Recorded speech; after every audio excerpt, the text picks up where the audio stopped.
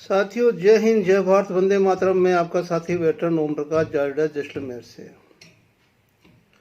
दिन भर में पे कमीशन को लेके कितने वीडियो आते हैं, कितने वो रीलें आती है, कितना क्या कुछ वो हंगामा हो रहा है। कहाँ पर? सोशल मीडिया पे। पर सरकार या सरकार का मीडिया तंत्र और न इलेक्ट्रॉनिक और न प्रिंट मीडिया इसके बारे में बहुत कम चर्चा में आते हैं। लेकिन एक चीज़ और देखने में आई है अभी आजकल, जो हमारे कुछ साथी यूट्यूबर वीडियो बनाते हैं, जो कि अगर अंजना ओम कश्यप, चित्रा त्रिपाठी, रूबीना लियाकत ने कोई बयान दिया है तो उसके ऊपर भी पे कमीशन का वीडियो बन जाता है और लोग विश्वास करते हैं कि भी इन देवियों ने बोला वो तो सच ही बोला होगा। उसके साथ दूसरा आश्चर्य ये हो रहा है कि आज जनरल, ब्रिगेडियर, कर्नल सारे JCOs के लिए बड़े बड़े चार्ट बना के और उनको उपलब्ध करा रहे हैं हमारे वीडियो जो बनाने वाले भाइयों को कि आप लोग इनको बताइए कि इनके लिए हम ये कर रहे हैं। मेरी समझ से बाहर है कि ये ऐसा एकदम लगाव क्यों हुआ। हम तो वही है जो पहले थे, दूसरे तो नहीं है। और मेरे जैसा आदमी तो सही बोल रहा है कि अगर बीजेपी के हाथ में नहीं होता अगर ये पे कमीशन, तो कांग्रेस अधिकारियों को 60 साल वालों को कभी नहीं देती। और कांग्रेस नहीं देती इसीलिए तो ये पे कमीशन इतना आगे जो OROP है इतना आगे गया। OROP जो आगे गया है कांग्रेस के खाते में नहीं थे। और इसका सबसे बड़ा प्रमाण कि आज पूर्व सैनिक सेवा परिषद आप ले लो, उसमें अधिकारियों की भरमार है पूरी, जो अपने बीजेपी की वो है। बीजेपी सैनिक प्रकोष्ठ में देख लो, भरमार है हमारे सैनिकों की, JCO की, अधिकारियों की।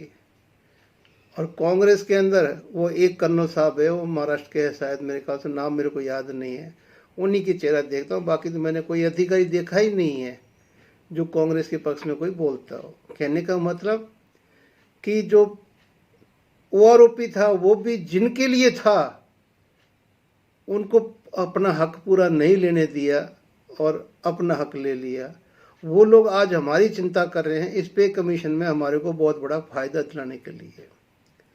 तो दोस्तों, मैं आपको क्लियर कर दूं कि सबसे पहले तो सरकार ने पे कमीशन गठित कर दिया, नोटिफिकेशन जारी कर दिया, सब कुछ हो गया, लेकिन उनको बैठने की कुर्सी नहीं दी है। अभी तक वो अपने घरों में ही बैठे हैं।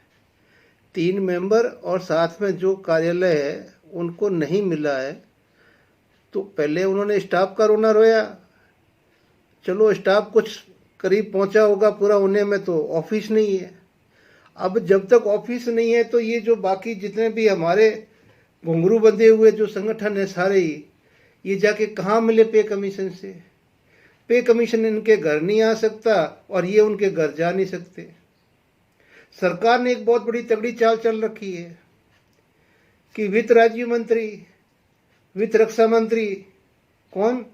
राज्य मंत्री, नॉट कैबिनेट मंत्री, राज्य मंत्रियों को खुली छूट दे दी कि आप लोग इनसे मिलते रहिए और उनकी फीडबैक लेके आते रहिए, ताकि सरकार अपने हिसाब से उस काम को कर सके। और हमारे लोग खुल के जाके उनको अपना खोल के बता रहे हैं कि हमें ये चाहिए, ये चाहिए, ये, जबकि उनके पास में देने के लिए कुछ है नहीं। राज्य मंत्री के पास कुछ नहीं है, सिवाय वो आपकी बात सुन के आगे जाके उसको नमक मिर्ची लगा के PMO तक पहुंचा देगा। जो होना PMO से होना है। PMO में आपने किसी को कुछ नहीं देना है। जब ये सारी चीज़ें आपकी इकट्ठी हो जाएगी, होने के बाद में पता नहीं कब, अब 3रा महीना चल रहा है, ऑफिस नहीं मिल रहा है, पता नहीं कब मिलेगा। मैंने आपको पे कमीशन जिस दिन डिक्लेयर हुआ था, तीनों मेंबरों का नाम लेके ही बता दिया था कि भी ये तीनों ही हमारे सरकार के घनिष्ठ वो अधिकारी है, रह चुके हैं। और इन्होंने बहुत आयोग है जो पहले ही लीड किए हुए हैं। तो चलो, हमें उससे कोई मतलब नहीं है, लेकिन हमारा तो अपना अच्छा काम होना चाहिए ना। लेकिन हमें ये भनक लग चुकी है कि ये 8वां पे कमीशन हमें लेना लोहे के चने चबाने जैसा होगा। क्यों होगा? कि आपकी सीधी सुनने वाला कोई नहीं है और पे कमीशन की भी सीधी सुनने वाला कोई नहीं है। पे कमीशन भी जो रिकमेंडेशन करेगा आखिर वो सरकार ने ही पास करना है। वो सिर्फ रिकमेंडेशन कर सकती है और कुछ नहीं कर सकती है। रिकमेंडेशन के सिवा उसके पास कुछ है ही नहीं। दूसरी बात, जब तक वो आपस में मिलेंगे नहीं तो आप कहोगे भी किसको। मुझे याद आता है छठा पे कमीशन, क्योंकि सिक्स्थ पे कमीशन के अंदर हुआ ये था कि 3 भागों में वो पे कमीशन हमें मिला है, आप सोचिए। और आज जो सुप्रीम कोर्ट बोलता है ना कि हम सरकार के कामों में दखल नहीं देंगे, सरकार के जो संसद के ये उठाए गए नियमों में, कानून है, कायदों में या जो कुछ भी है 100% में हम हिस्सा नहीं ले सकते या हम कुछ कह नहीं सकते। लेकिन सिक्स्थ पे के तत्कालीन सीजेआई ने और सुप्रीम कोर्ट ने सरकार को कटघरे में लाके खड़ा करके बात मनवा के और अंतिम जो नोटिफिकेशन जारी हुआ था गजट का, उसके अंदर आप ऑथोरिटी देख लीजिए, सुप्रीम कोर्ट की है, डेट सुप्रीम कोर्ट के फैसले की है। सुप्रीम कोर्ट के आदेश के उस आधार के ऊपर वो गजट नोटिफिकेशन हुआ था और सिक्स्थ पे कमीशन पूरा हमें मिला था। दोस्तों याद रखिए कि सब कुछ होता है लेकिन करने की इच्छा चाहिए। जब इच्छा ही मार दी जाती है या इच्छा के ऊपर पूरे पैरामीटर्स लगा दिए जाते हैं तो क्या करेंगे। तो मेरा कहने का मतलब ये है कि मुझे अभी तक कोई ऐसा नहीं लग रहा है, क्योंकि मुझे दिखाई दे रहे हैं इवेंट्स। क्योंकि आज 11 साल में हम क्या देख रहे हैं, कोई देख रहा नहीं देख रहा हूँ, मैं तो देख रहा हूँ इस सरकार के इवेंट मैनेजमेंट में जो कुशलगरी है, मतलब कौशलता है, गजब की है। कौन सी चीज़ से किस तरह से फ़ायदा उठाना है वो कोई सीखे तो हमारे मुख्य अपने प्रधानमंत्री जी और अमित शाह जी से सीखे कि मौके का फ़ायदा कैसे उठाना है। अब ये पे कमीशन अगर इसको 27 यूपी चुनाव और चुनाव के बाद में अगर ये 29 तक लेके जाते हैं तो आप ये सोचना कि ये पे कमीशन आपके लिए नहीं था, आपका वोट खरीदने के लिए था। आपका वोट खरीदा जाएगा पे कमीशन के थ्रू। और बाद में वो चाहे जीते या हारे वो बात अलग है। आपको उस टाइम बहुत सारे लॉलीपॉप मिलेंगे, पे कमीशन में ये होने वाला है, पे कमीशन में ये होने वाला, पे कमीशन में ये होने वाला है। ये जब इवेंट नजदीक आएंगे तब होगा, पहले कुछ नहीं होगा। पहले मिलते रही राज्य मंत्रियों से।